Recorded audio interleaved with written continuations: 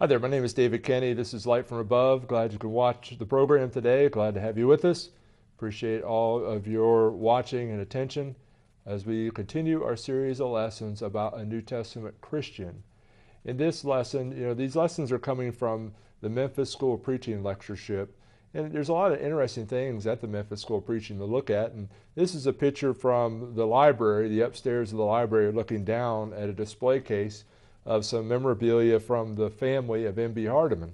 And M.B. Hardeman is probably a name that some of you have never heard of, but he's a man that was very popular in the 30s, 40s, and 50s and on.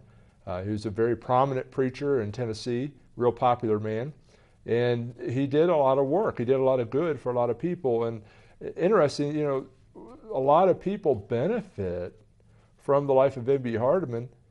People like me never met him. And we're talking about sort of like that. The idea of a New Testament Christian helps his neighbor. And that's what we're talking about today. And our lessons are based on the lectureship book on the New Testament Christian from the Memphis School of Preaching and Lectures. And notice this quote from the lectureship book. It says, "It is the responsibility of the New Testament Christian to have compassion on his neighbors, recognizing their conditions and applying the cares they need. This applies both to the physical and to the spiritual condition of the one in question. Who else is going to help if not the Christian?" So that's what we're going to talk about today, the idea that a New Testament Christian helps his neighbor. And we're going to look at it in basically 4 different points. And here's sort of an outline of where we're going in our lesson today. The first one is the command of Christ. And then we'll talk about helping our family, helping our neighbors, and helping our enemy. It's interesting, some people, when we talk about a Christian, some people think a Christian is just a good person. A lot of times we throw words around and we sort of lost sight of the true meaning of the term. Like a cappella. A cappella, people think a cappella means to sing without instruments. Well, it is, but it's actually connected to religion. All religious music in the early church was sung a cappella, without instruments, without a piano and things like that. And so people throw words around and sometimes they've lost sight of the definition. Well, Christian means to be a follower of Jesus Christ, to follow his teachings, to follow his example. If you're not following his teachings, if you're not following his example, you may or may not be a good person, but you wouldn't be a Christian. A Christian follows the teachings of Jesus as found in the New Testament. Well, as we begin, let's look at the first point, the command of Christ. We are commanded to look after people. Some people refer to this as the golden rule. But, there's an interesting thing about it is I wonder if people, when we throw that term golden rule around, if we've forgotten the fact that this rule comes from God. Jesus said in Matthew 7, verse 12, "Therefore, whatever you do unto men, whatever men do to you, also to them, for this is the law and the prophets." Let me read it again. "Therefore, whatever you want men to do to you, do also to them, for this is the law and the prophets." Now, one of the things I want you to pay attention to is the fact that the reference, this isn't tied just to Jesus' teaching when he walked the earth. This actually also goes back to the days of Moses, the law and the prophets. And this has always been a part of God's teaching. And we need to keep in mind, we are to care for other people. The golden rule is not just a New Testament concept. It's always been a command of God, but Christ definitely commanded it. It's interesting, some people, they charge Christians sometimes of being hypocrites. And sometimes maybe that charge is justified.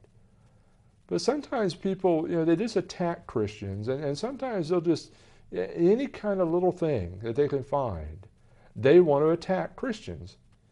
It's like a story that I read about. There was this preacher and he was trying to talk to a friend of his, maybe it was a neighbor, and trying to encourage him to come to church and worship with them. And this guy said, "You're not going to get me in there. No. I'm not going to that church." And the preacher said, "Well, why not?" I said, "Well, there's hypocrites that go to that church." And the preacher just sort of looked at him and smiled gently and said, "There's room for one more. Come on in." You see, Christians are not perfect. We are perfected because of the work of Christ. But we're not perfect individuals. We do make mistakes. And that does happen. And that's something that, we need to be careful about. But it's always interesting to me. This isn't always the case, but sometimes it's interesting, when people like to say, well, there's just a bunch of hypocrites. And sometimes I wonder, that person that's, wagging their fingers at you, I wonder what they're doing. What are they doing? Are they even trying?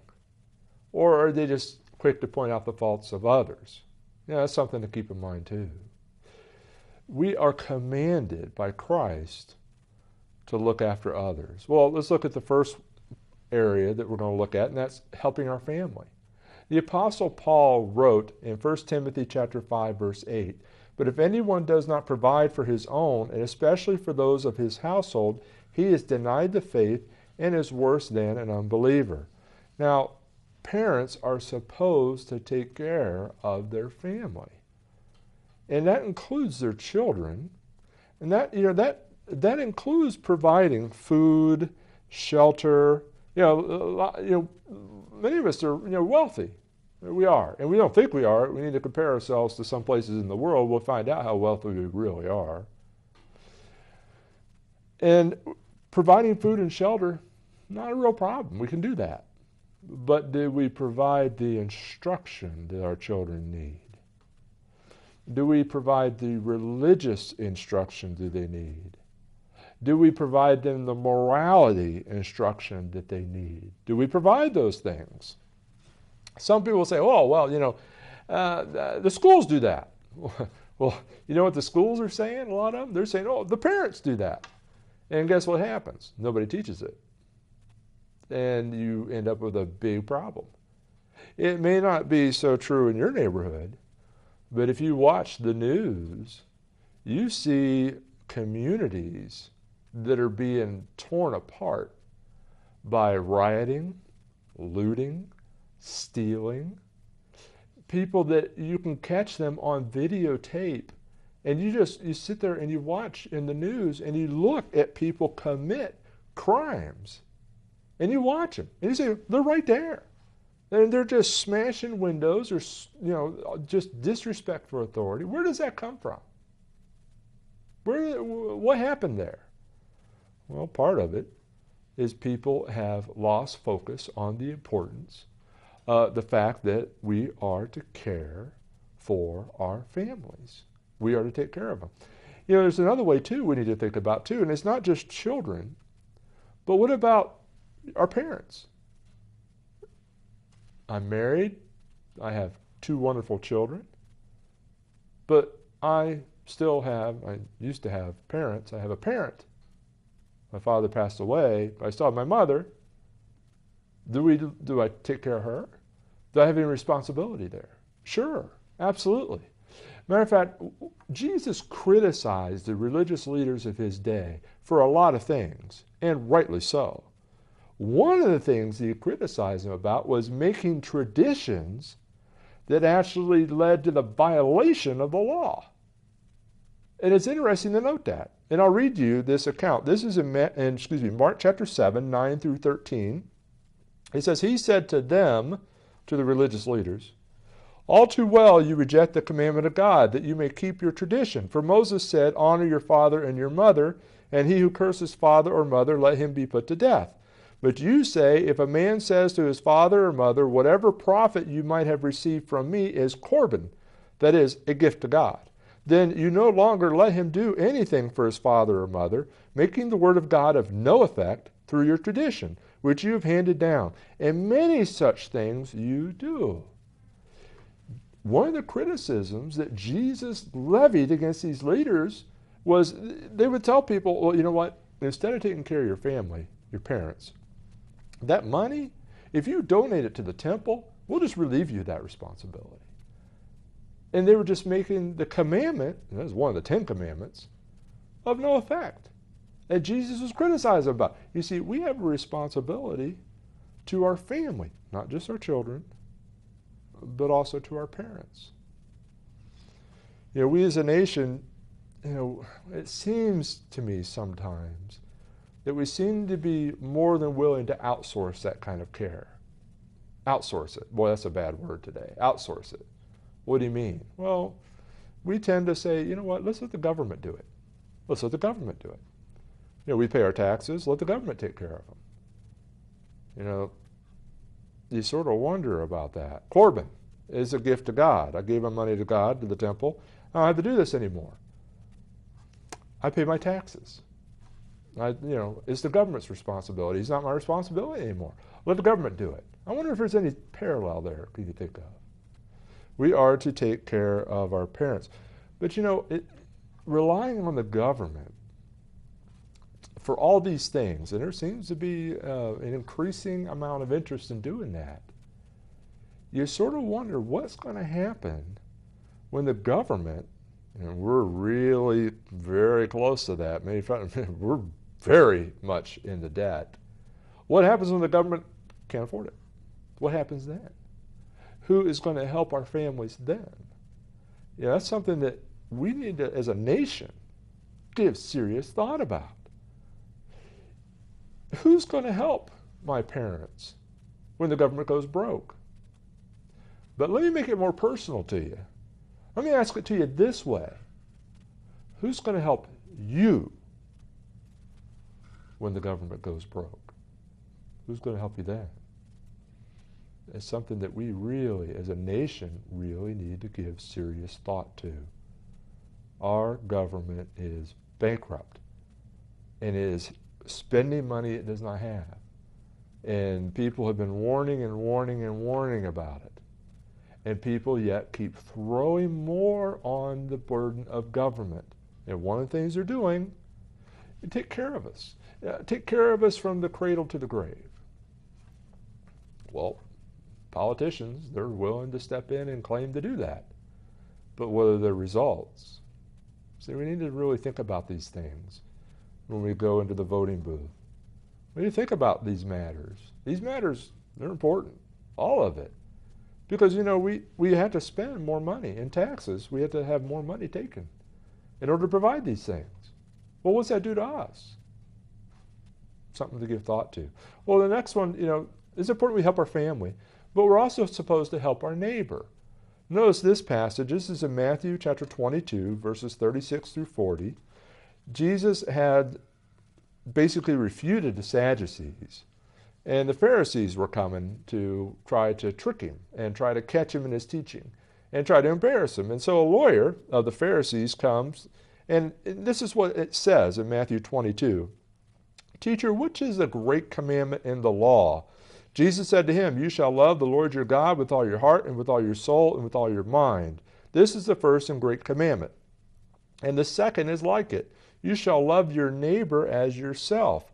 On these two commandments hang all the law and the prophets. Now, there can be no doubt that the teachings of Jesus includes that we take care of our neighbor.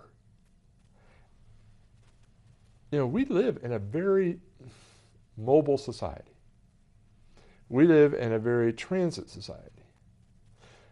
It's interesting, when you start looking at real estate and you start looking at communities, and you may be picking out a home, and you might say, wow, this is really a great community. The lawns are well kept. It's a low crime rate.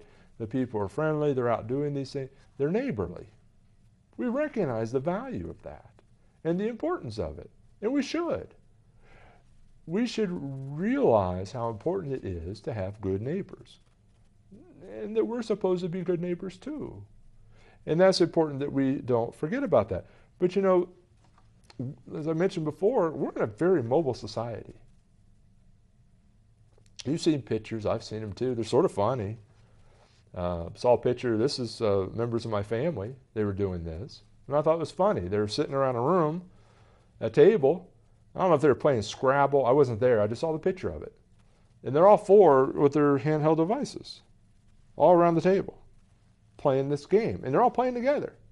But if you looked at it, you would think they're not even looking at each other. They're not even talking to one another. Well, they're just enjoying this game through these devices.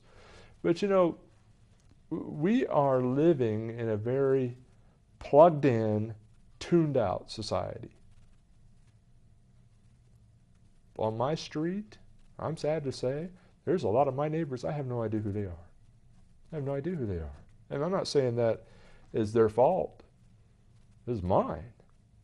But it's the nature of our society.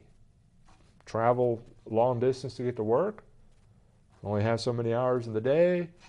You have responsibilities to your family, you have responsibilities to church, you have responsibilities to work. Sometimes that's a difficult thing to do.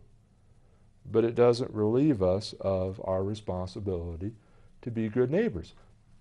But one of the things we need to make sure we understand is a neighbor is not tied to geographic proximity to our house. You know, a lot of us spend a lot of time at work. I used to work in corporate America. Had a lot of neighbors. Well, they weren't neighbors in the sense that they lived on the same street that I did, but they lived on the same floor that I worked on. They lived in the same cluster of cubicles that I had. They lived in my same department. Do I look after them? Do I care about them? Some people say, oh, you know, you can't be talking religion in business. That's a no-no. And I understand that. I don't really understand it, but we'll just leave that aside for a moment. But am I a good neighbor to them? What does my example convey to them? Well, it's interesting because, you know, in the picture we're showing through there is a depiction of the parable of the Good Samaritan. And this lawyer, when he heard that, when Jesus was telling him this, he said, well, who's my neighbor? And that's where, who is my neighbor? And that's what he does in Luke chapter 10 and verse 29. Now we look at the idea of helping our enemy. That's what we're talking about. Who's my neighbor? And Jesus gives one of the greatest teachings. You know, all his teachings were just phenomenal, revolutionary, transformational, very important. And one of the pieces of wisdom teaching that he gave us was the parable of the Good Samaritan. You know, that parable has inspired people to launch all kinds of humanitarian efforts. Well, why? Well, let me just read it to you. This is Luke chapter 10, 30 through 37. Then Jesus answered and said, a certain man went down from Jerusalem to Jericho and fell among thieves, who stripped him of his clothing, wounded him, and departed, leaving him half dead. Now by chance a certain priest came down that road, and when he saw him, he passed by on the other side.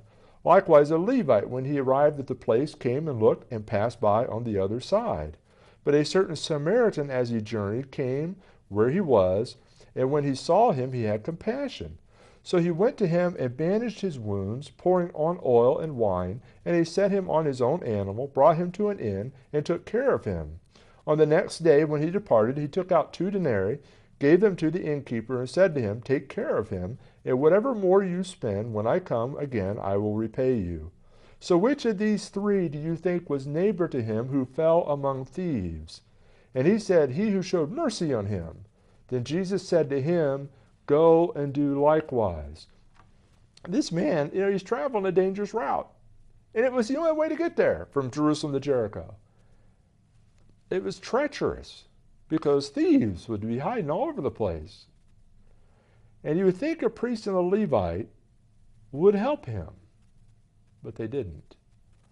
Instead, the Samaritan helps him. And that really had to stick in the Pharisees' craw. Why? Because the Pharisees are Jews. And they hated the Samaritans. And the Samaritans hated them. Now, there were exceptions along the way. But there was this antagonism between these groups. So this parable really had to stick it to that lawyer. And Jesus asked him, well, who was the neighbor to him? And the lawyer has to admit, well, the person that helped him. The person had mercy on him. And Jesus said, you go and do likewise. That Samaritan might have been hated by the man he was helping. We don't know. We are to help our enemies. Jesus says in Matthew chapter 5, 43 through 44, he says, you have heard that it was said, you shall love your neighbor and hate your enemy. But I say to you, love your enemies, bless those who curse you, do good to those who hate you, and pray for those who spitefully use you and persecute you. Those are extremely challenging words. They're extremely challenging. Let's pick more challenging words than those. But Jesus didn't just say those words. He performed those words. Then he went to the cross. He had enemies. Now, Jesus, he had a lot of people that liked him, but he had enemies. He had people that wanted to put him to death, and he knew it. And yet he still taught openly. He still healed the sick. He still, he took care of people. He took care of people he never, as far as the apostles could see, the disciples could see, he never met. Now, Jesus is omniscient, so, he knows them, but there's no geographical proximity to healing people. Jesus could speak people healed from great distance. He cared. He helped those who would be categorized as his enemies. He isn't asking us, demanding of us, commanding of us something he has not done himself. They're challenging words, but they're important words that we need to think about, and we need to meditate on, and we need to do our best to implement in our lives. The New Testament Christian helps others, helps their families, helps their neighbor, even helps their enemies. It's a tall order, something that we need to obviously give serious thought to. So when we talk about, this idea of helping our neighbor, some people think, well, it's a command of Christ. We're supposed to do these things. And some people say, well, maybe we can get rid of poverty. If we all got together and we did this thing through social justice, the social gospel and all that, we can get rid of poverty, and they use other mechanisms to try to do that. But Jesus said in Matthew 26:11, "For you have the poor with you always, but me you do not always have." You don't have always. So the idea that we're going to eliminate poverty, not very realistic. It's just not. But we'll have people keep trying to do it, and they'll keep looking to the government to do it. The sad thing is that when churches let other people do that, they're losing their influence. They're losing their influence if they don't help other people. We lose our influence if we don't help other people as Christians. Hurts our influence. To influence them to see the importance. How are they going to see the love of God if they don't see it in us? It's a great question. It's a great question. We need to remember that we'll give an account of our stewardship. Now, I'm rich in a lot of ways, but to many people in our society, I'm not rich. But I still have a responsibility to be a good steward of what God has given me, and you do too. Well, my question is, sometimes we get sort of put in a corner by people, and and we're sort of pressured, and we say, and we do anything we can to get out of helping people, because we can't help everybody, and that's a big trap. But my question isn't so much, you can't help everybody physically, you just can't. My question is, are you doing anything to help anybody? Well, that's a different question. One of the, when I was in high school, our principal would read quotes from this motivational speaker, Zig Ziglar. And Zig Ziglar made this statement that I remember the first time I heard it. And it's really a challenging thought. People don't care how much you know until they first know how much you care. And that is so true in so many ways. You may not have a lot of money, but is money the only way, the only vehicle of which you could show that you care for somebody else? Really? Have we gotten to that limited of knowledge? There's many ways that we can care. We need to, as a nation, really think about the direction of caring for others. Christianity is a key to that. I often tell people the United States is a tolerant nation because of Christianity, not in spite of it. And our nation seems to have forgotten that and is reaching to other areas for compassion and tolerance. And those reaches are going to be vain. Christianity is the solution. Thanks for watching our program. Before we close our program today, we'd like to take a moment and review this roadmap to heaven with you since the matter is so serious. There are many incorrect set of directions out there, and sadly, so many people are following them. For example, some people have been given wrong turns. They believe things such as faith only, works only, or grace only. Or some attempt to change the order of the turns, being baptized before they even believe. Some people fail to realize what point they are on the map. Don't even open their Bibles yet, and they think they're saved already. As a person travels in a car or takes a hike, it has to follow the proper directions, so we must follow the proper directions to heaven. Let's take a look at the directions on our roadmap to heaven here. You have to look at these passages in your Bible for yourself. We'll just list the steps, the turns on the way. First is to believe or to have faith. And then number 2, to repent, to turn away from sin. Number 3 is to confess that Jesus is the Son of God. Number 4 is immersion, or to be baptized, which is a burial in water to have your sins washed away. And then you're added to the church by the Lord, not by a group of people, or not by giving some kind of testimonial experience or things like that. And then once you're added, you need to serve and worship the Lord faithfully all the days of your life. And the key word's faithfully. You don't waver. And that's very important. We need to keep in mind, too, that in Noah's day there was a big flood, and only people in the ark were saved from the flood. The same is true today. There is no salvation outside the Lord's church. Where are you on the roadmap to heaven? Thanks for watching our program. Please let us know if we can assist you with further information for your journey.